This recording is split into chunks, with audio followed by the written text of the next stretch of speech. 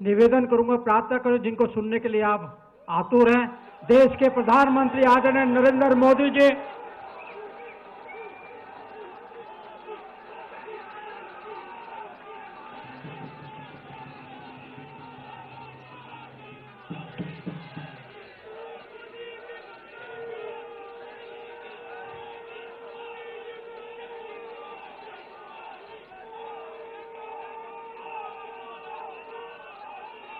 जो लोग महाराष्ट्र से परिचित होंगे उन्हें पता होगा कि वहां पर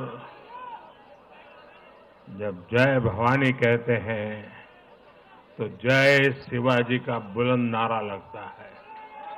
जय भवानी, जय भवानी, जय भवानी, जय भवानी।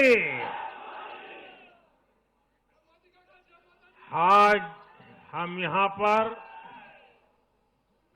एक और ऐतिहासिक महाविजय का उत्सव मनाने के लिए इकट्ठे हुए हैं।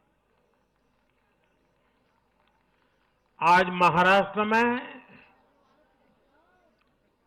विकासवाद की जीत हुई है।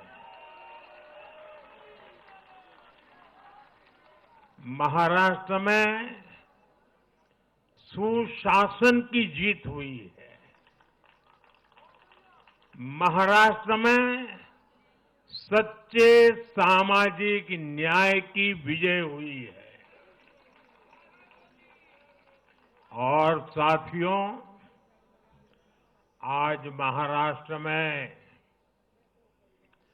झूठ, छल, फरेब बुरी तरह हारा है।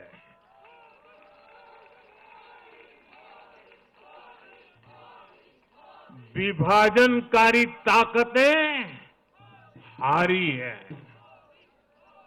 आज नेगेटिव पॉलिटिक्स की पराजय हुई है। आज परिवारवाद की हार हुई है।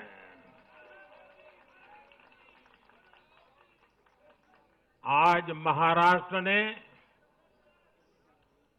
विकसित भारत के संकल्प को और मजबूत किया है। मैं देश भर के भाजपा के, एनडीए के सभी कार्यकर्ताओं को बहुत बहुत बधाई देता हूं, उन सबका अभिनंदन करता हूं।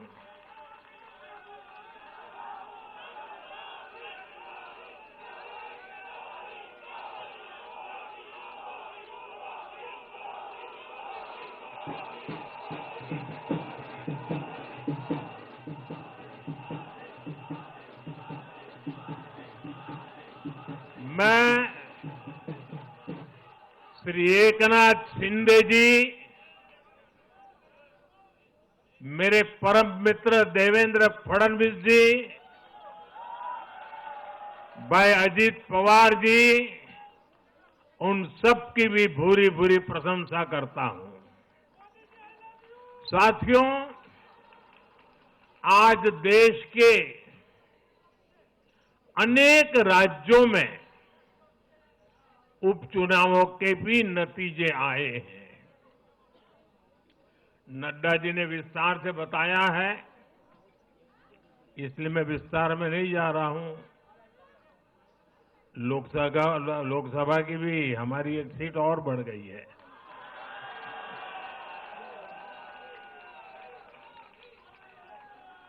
यूपी, उत्तराखंड और राजस्थान ने भाजपा को जमकर समर्थन दिया है। असम के लोगों ने भाजपा पर फिर एक बार भरोसा जताया है। मध्य प्रदेश में भी हमें सफलता मिली है। बिहार में भी एनडीए का समर्थन बढ़ा है।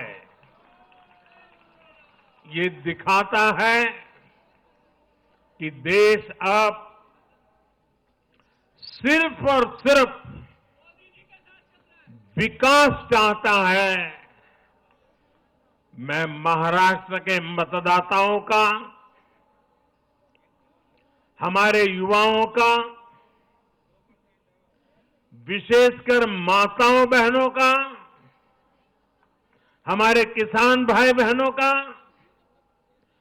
देश की जनता का आदरपूर्वक नमन करता हूं।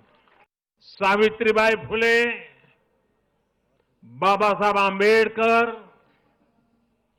वीर सावरकर, बाला साहब ठाकरे, ऐसे महान व्यक्तित्वों की धरती ने इस बार पुराने सारे रिकॉर्ड तोड़ दिए।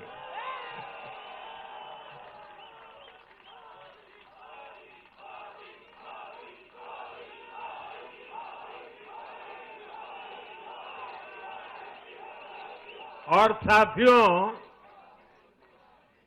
बीते 50 साल में किसी भी पार्टी या किसी भी प्री पोल अलायंस के लिए ये सबसे बड़ी जीत है। 50 साल के बाद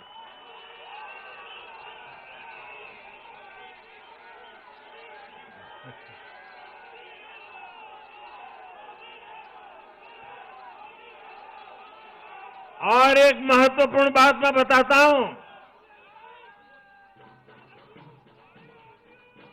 ये लगातार तीसरी बार है जब भाजपा के नेतृत्व में किसी गठबंधन को लगातार महाराष्ट्र ने आशीर्वाद दिए हैं, विजयी बनाया है। और ये लगातार तीसरी बार है जब भाजपा महाराष्ट्र में सबसे बड़ी पार्टी बनकर उभरी है।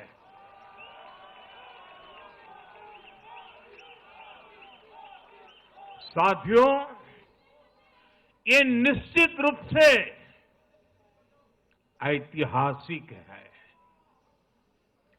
ये भाजपा के गवर्नेंस मॉडल पर मुहर है।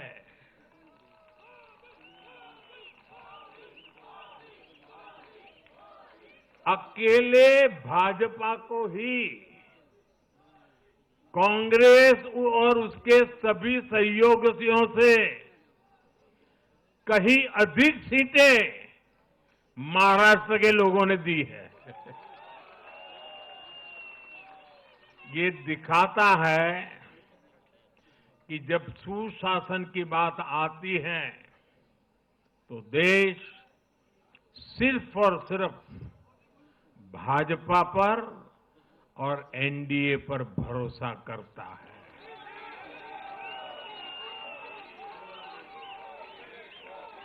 साथियों, एक और बात है जो आपको और खुश कर देगी। महाराष्ट्र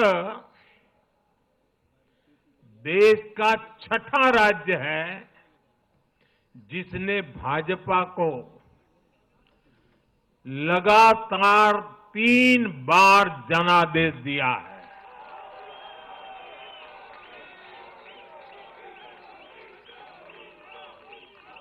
इससे पहले गोवा, गुजरात, छत्तीसगढ़, हरियाणा और मध्य प्रदेश में हम लगातार 3 बार जीत चुके हैं। और बिहार में भी एनडीए को 3 बार से ज्यादा बार लगातार जनादेश मिला है। और 60 साल के बाद आपने मुझे तीसरी बार मौका दिया, ये तो है ही है।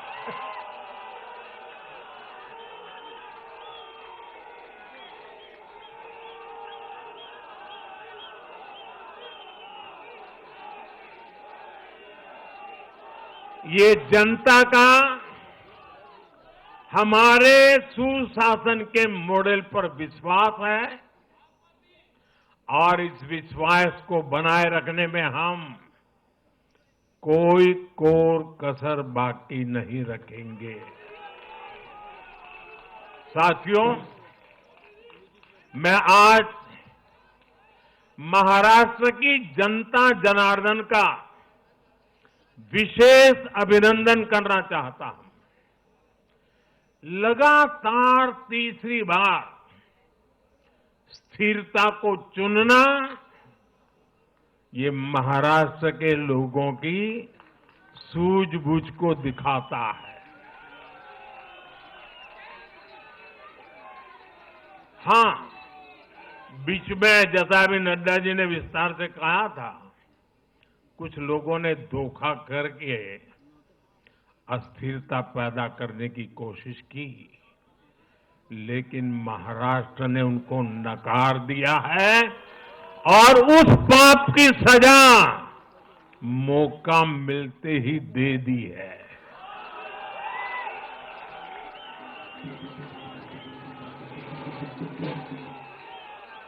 साथियों, महाराष्ट्र इस देश के लिए एक तरह से बहुत महत्वपूर्ण ग्रोथ इंजन है। इसलिए महाराष्ट्र के लोगों ने जो जनादेश दिया है, वो विकसित भारत के लिए बहुत बड़ा आधार बनेगा। वो विकसित भारत के संकल्प की सिद्धि का आधार बनेगा। साथियों, हरियाणा के बाद महाराष्ट्र के चुनाव का भी सबसे बड़ा संदेश है एकजुटता। एक है तो एक है तो एक है तो ये आज देश का महामंत्र बन चुका है। कांग्रेस और उसके इकोसिस्टम, उन्होंने सोचा था कि संविधान के नाम पर झूठ बोलकर, आरक्षण के नाम पर झूठ बोलकर एससी, एसटी, ओबीसी को छोटे छोटे समूह में बांट देंगे। वो सोचते थे सब बिखर जाएंगे। कांग्रेस और उसके साथियों की साजिश को महाराष्ट्र ने सिरे से खारिज कर दिया है। महाराष्ट्र ने डंके की चोट पर कहा है, एक है तो एक है तो एक है तो सेब है के भाव ने जाति, धर्म, भाषा और क्षेत्र के नाम पर लड़ाने वालों को सबक सिखाया है, सजा की है।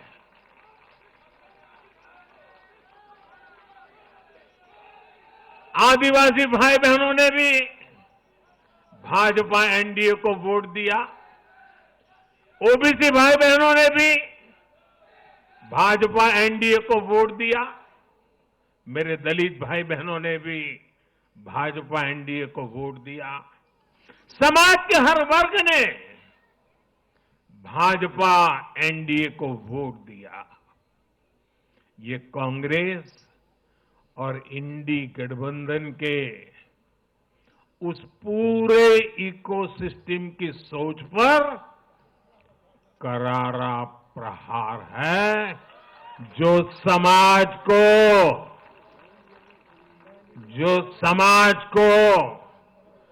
बांटने का एजेंडा चला रहे थे। साथियों, महाराष्ट्र ने एनडीए को इसलिए भी प्रचंड जनादेश दिया है क्योंकि हम विकास और विरासत दोनों को साथ लेकर चलते हैं। महाराष्ट्र की धरती पर इतनी विभूतियां जन्मी है। बीजेपी और मेरे लिए छत्रपति शिवाजी महाराज आराध्य पुरुष है।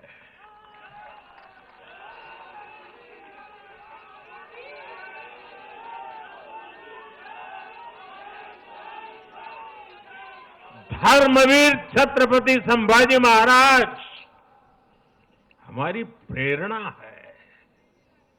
हमने हमेशा बाबा साहब आंबेडकर, महात्मा फूले, सावित्रीबाई फूले, इनके सामाजिक न्याय के विचार को माना है। यही हमारे आचार में है, यही हमारे व्यवहार में है। साथियों, लोगों ने मराठी भाषा के प्रति भी हमारा प्रेम देखा है। कांग्रेस को वर्षों तक मराठी भाषा की सेवा का मौका मिला, लेकिन इन लोगों ने इसके लिए कुछ नहीं किया। हमारी सरकार ने मराठी को क्लासिकल लैंग्वेज का दर्जा दिया। मातृभाषा का सम्मान, संस्कृतियों का सम्मान और इतिहास का सम्मान हमारे संस्कार में है, हमारे स्वभाव में है।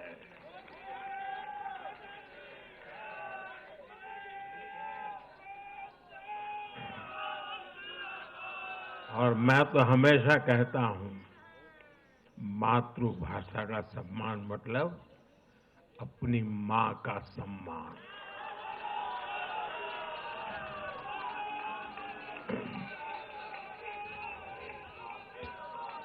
और इसलिए मैंने विकसित भारत के निर्माण के लिए लाल किले की प्राचीर से पंच प्राणों की बात की। हमने इसमें विरासत पर गर्व को भी शामिल किया। जब भारत विकास भी और विरासत भी इसका संकल्प लेता है तो पूरी दुनिया इसे देखती है। आज विश्व हमारी संस्कृति का सम्मान करता है। क्यों? क्योंकि हम इसका सम्मान करते हैं। अब अगले 5 साल में महाराष्ट्र विकास भी विरासत भी के इसी मंत्र के साथ तेज गति से आगे बढ़ेगा। साथियों, इंडी वाले देश के बदले मिजाज को नहीं समझ पा रहे हैं।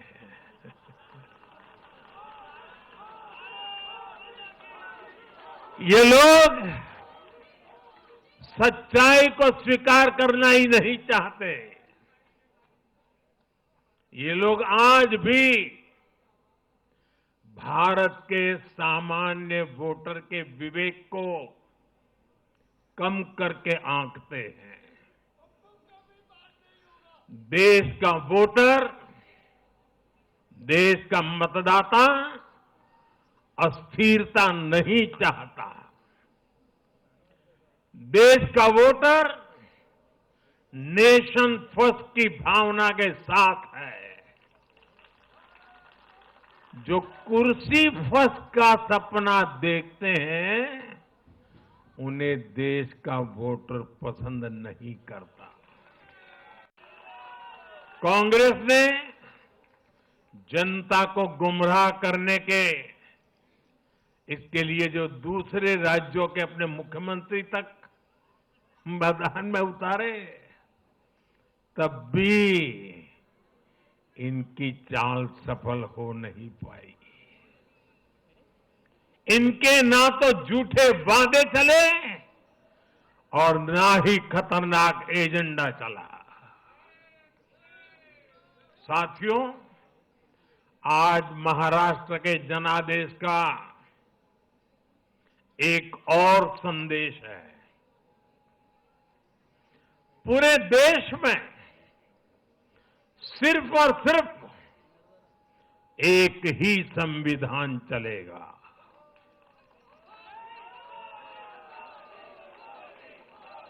वो संविधान है बाबा साहब आम्बेडकर का संविधान, भारत का संविधान।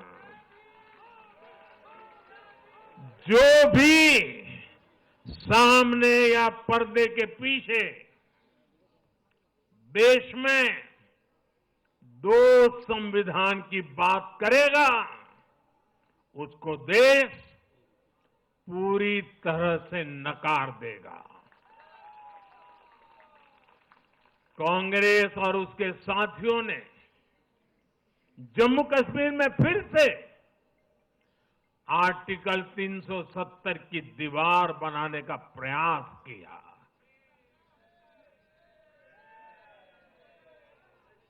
वो संविधान का भी अपमान है। महाराष्ट्र ने उनको साफ साफ बता दिया कि ये नहीं चलेगा। अब दुनिया की कोई भी ताकत, और मैं कांग्रेस वालों को कहता हूं, कान खोल के सुन लो,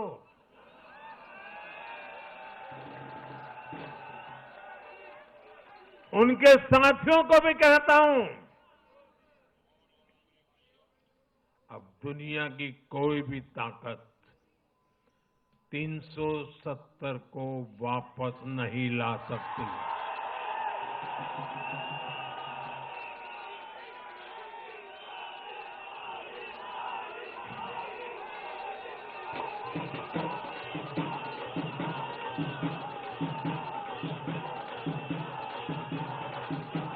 साथियों, महाराष्ट्र के इस चुनाव ने इंडी वालों का या गाड़ी वालों का दो मुहा चेहरा भी देश के सामने खोल करके रख दिया है।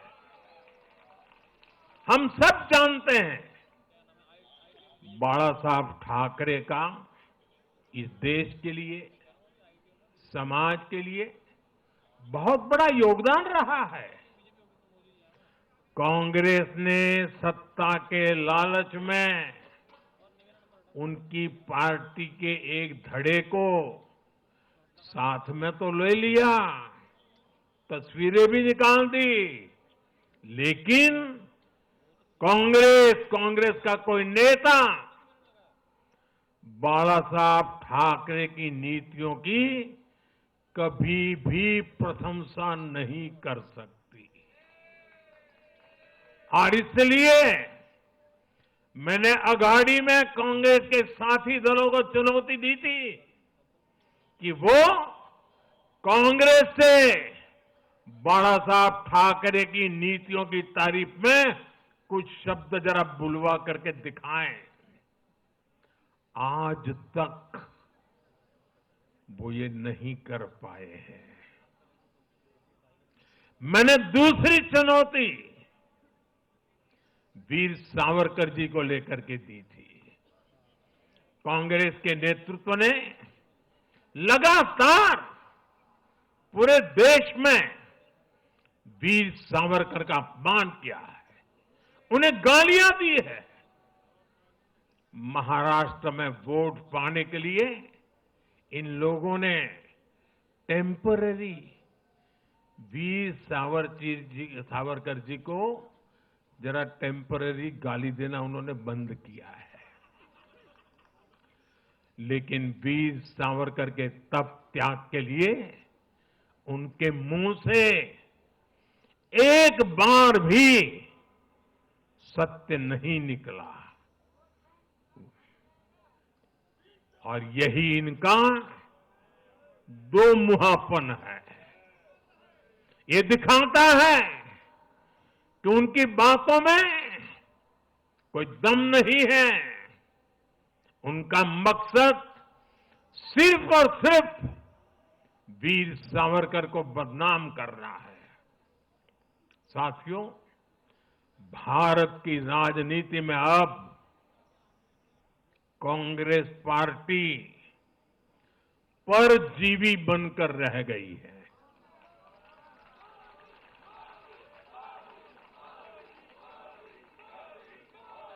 कांग्रेस पार्टी के लिए अब अपने दम पर सरकार बनाना लगातार मुश्किल हो रहा है।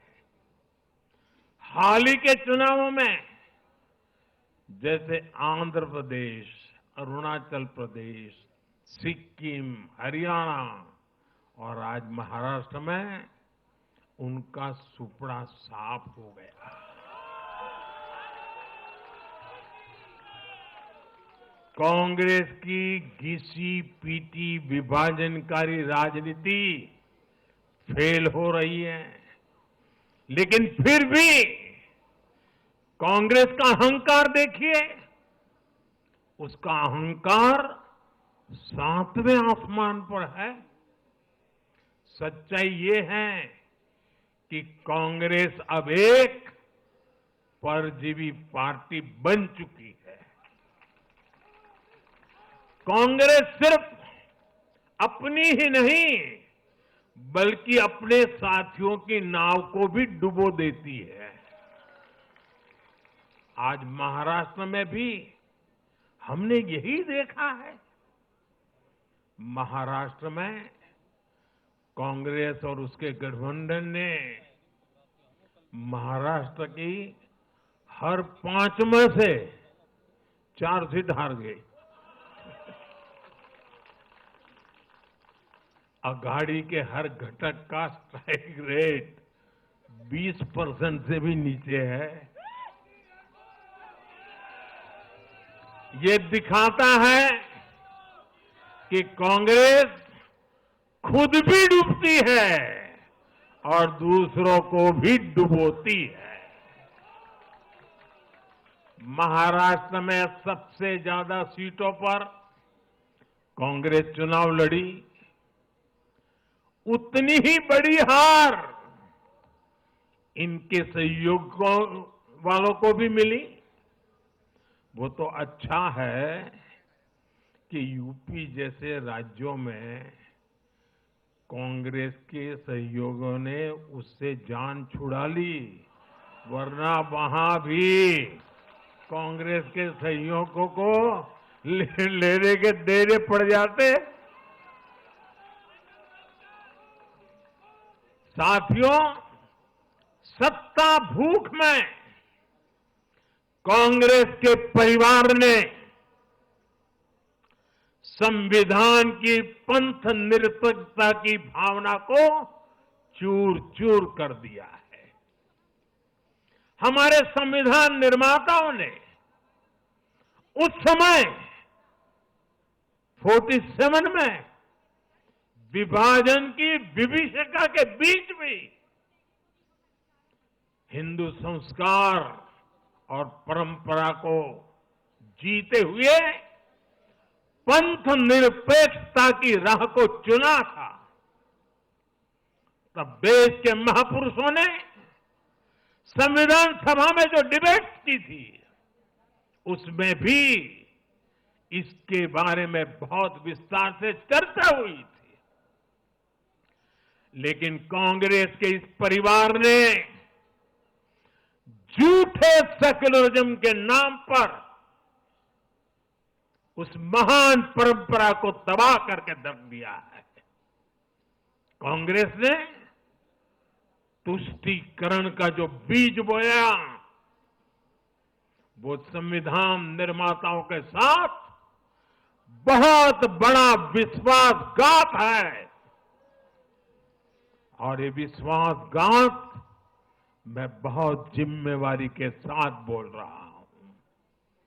संविधान के साथ इस परिवार का विश्वासघात है।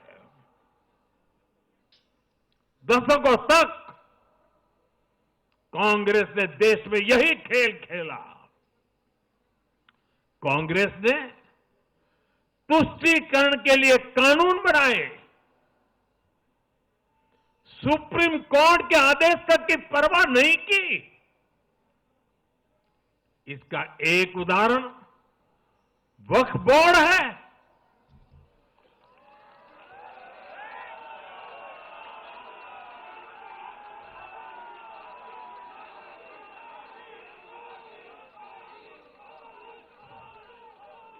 दिल्ली के लोग तो चौंक जाएंगे।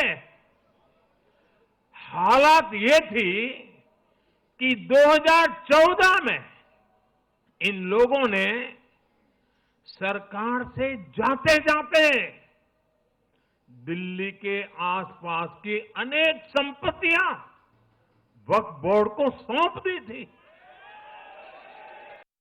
कांग्रेस ने एक तरह से मृत्यु दंड देने की कोशिश की है।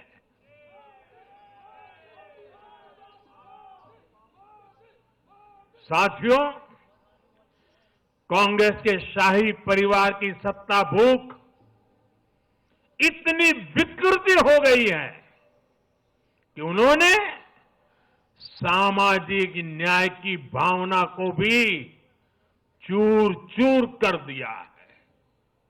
एक समय था जब कांग्रेस के नेता इंदिरा जी समेत खूब जात पात के खिलाफ बोलते थे, पब्लिकली लोगों को समझाते थे, एडवर्टाइजमेंट छापते थे। लेकिन आज यही कांग्रेस और कांग्रेस का एक परिवार खुद की सत्ता भूख को शांत करने के लिए जातिवाद का जहर फैला रहा है। इन लोगों ने सामाजिक न्याय का गला घोंट दिया है। साथियों, एक परिवार की सत्ता भूख इतने चरम पर है कि उन्होंने खुद की पार्टी को ही खा लिया है।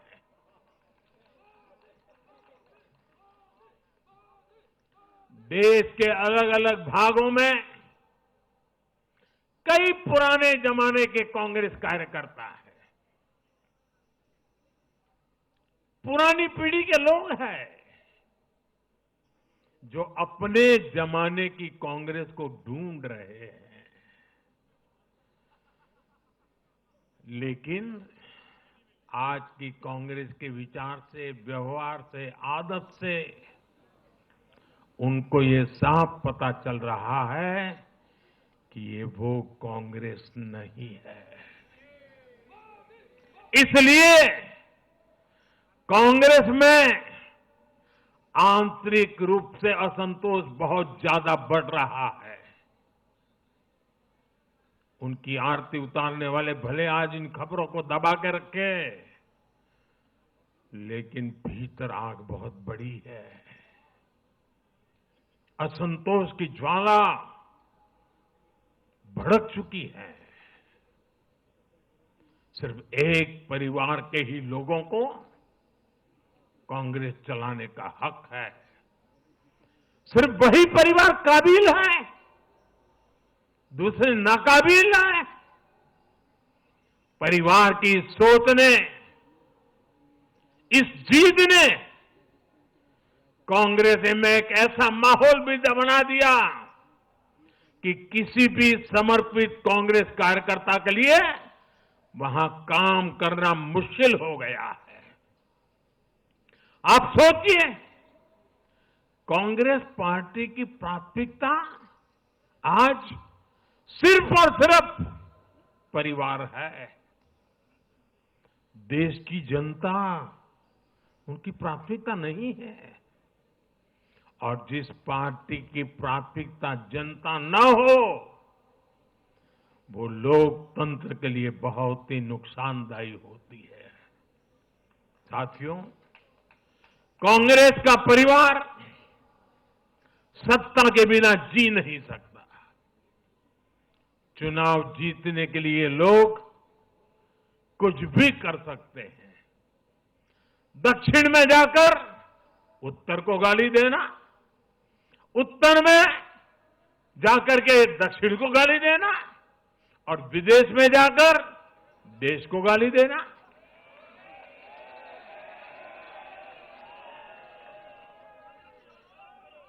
और अहंकार इतना कि ना किसी का मान, ना किसी की मर्यादा, और खुलेआम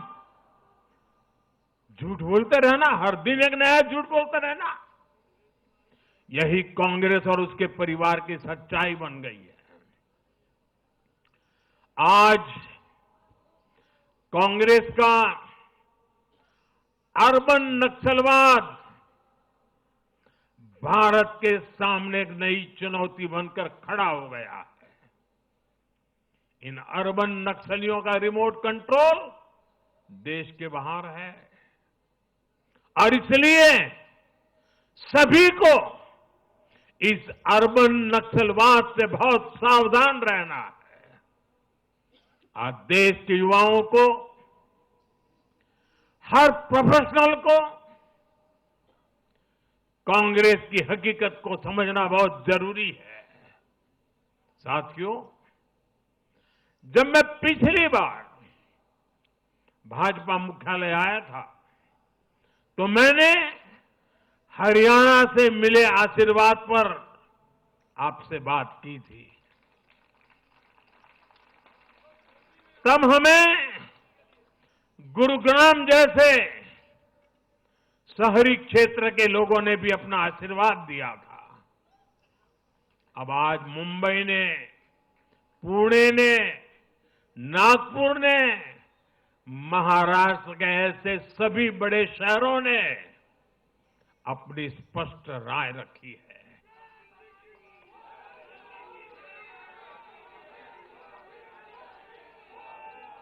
शहरी क्षेत्रों के गरीब हो, शहरी क्षेत्रों के मिडिल क्लास हो, हर किसी ने भाजपा का समर्थन किया है और एक स्पष्ट संदेश दिया है। यह संदेश है आधुनिक भारत का, विश्व स्तरीय शहरों का। हमारे महानगरों ने विकास को चुना है, आधुनिक इंफ्रास्ट्रक्चर को चुना है और सबसे बड़ी बात, उन्होंने विकास में रोड़े अटकाने वाली राजनीति को नकार दिया है। आज बीजेपी हमारे शहरों में ग्लोबल स्टैंडर्ड के इंफ्रास्ट्रक्चर बनाने के लिए लगातार काम कर रही है। चाहे मेट्रो नेटवर्क का विस्तार हो, आधुनिक इलेक्ट्रिक बसें हो, कोस्टल रोड और समृद्धि महामार्ग जैसे शानदार प्रोजेक्ट हो, एयरपोर्ट का आधुनिकीकरण हो, शहरों को स्वच्छ बनाने की मुहिम हो, इन सभी पर बीजेपी का बहुत ज्यादा जोर है। आज का शहरी भारत ईज ऑफ लिविंग चाहता है और इन सब के लिए उसका भरोसा बीजेपी पर है, एनडीए पर है। साथियों, आज बीजेपी देश के युवाओं को नए नए सेक्टर्स में अवसर देने का प्रयास कर रही है। हमारी नई पीढ़ी इनोवेशन और स्टार्टअप के लिए माहौल चाहती है। बीजेपी से ध्यान में रखकर नीतियां बना रही है, निर्णय ले रही है। हमारा मानना है कि भारत के शहर विकास के इंजन है।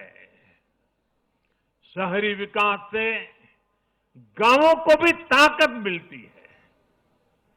आधुनिक शहर नए अवसर पैदा करते हैं। हमारा लक्ष्य है कि हमारे शहर दुनिया के सर्वश्रेष्ठ शहरों की श्रेणी में आए और बीजेपी एनडीए सरकारें इसी लक्ष्य के साथ काम कर रही है। साथियों, मैंने लाल किले से कहा था कि मैं 1 लाख ऐसे युवाओं को राजनीति में लाना चाहता हूं जिनके परिवार का राजनीति से कोई संबंध नहीं। आज एनडीए के अनेक ऐसे उम्मीदवारों को मतदाताओं ने समर्थन दिया है। मैं इसे बहुत शुभ संकेत मानता हूं। साथियों, अरे चुनाव आएंगे जाएंगे, लोकतंत्र में जय पराजय भी चलती रहेगी, लेकिन भाजपा का एनडीए का ध्येय सिर्फ चुनाव जीतने तक सीमित नहीं है। हमारा ध्येय सिर्फ सरकार बनाने तक सीमित नहीं है। हम देश बनाने के लिए निकले हैं। हम विकसित भारत बनाने के लिए निकले हैं। भारत का हर नागरिक, एनडीए का हर कार्यकर्ता, भाजपा का हर कार्यकर्ता दिन रात इसमें जुटा है। हमारी जीत का उत्साह हमारे इस संकल्प को और मजबूत करता है। हमारे जो प्रतिनिधि चुनकर आए हैं वो इसी संकल्प के लिए प्रतिबद्ध है। हमें देश के हर परिवार का जीवन आसान बनाना है।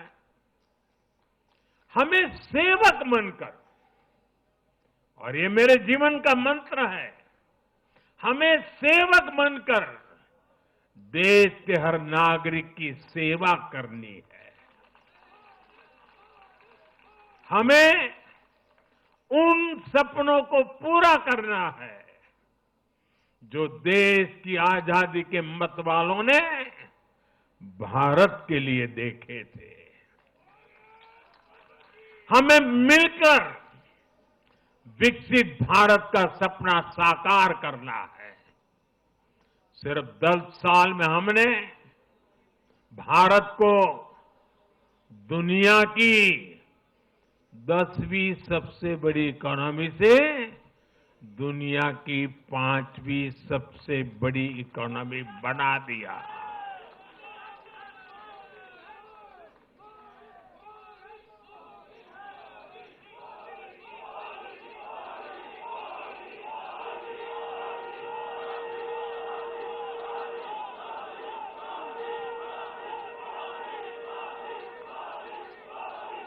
किसी को भी लगता, अरे मोदी जी 10 में से 5 पर पहुंच गए, अब तो बैठो आराम से। आराम से बैठने के लिए मैं पैदा नहीं हुआ।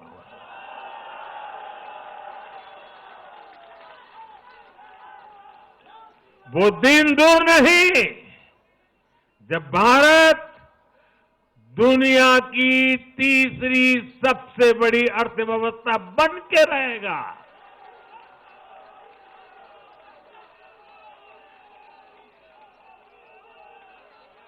हम मिलकर आगे बढ़ेंगे, एकजुट होकर आगे बढ़ेंगे तो हर लक्ष्य पाकर रहेंगे। इसी भाव के साथ एक है तो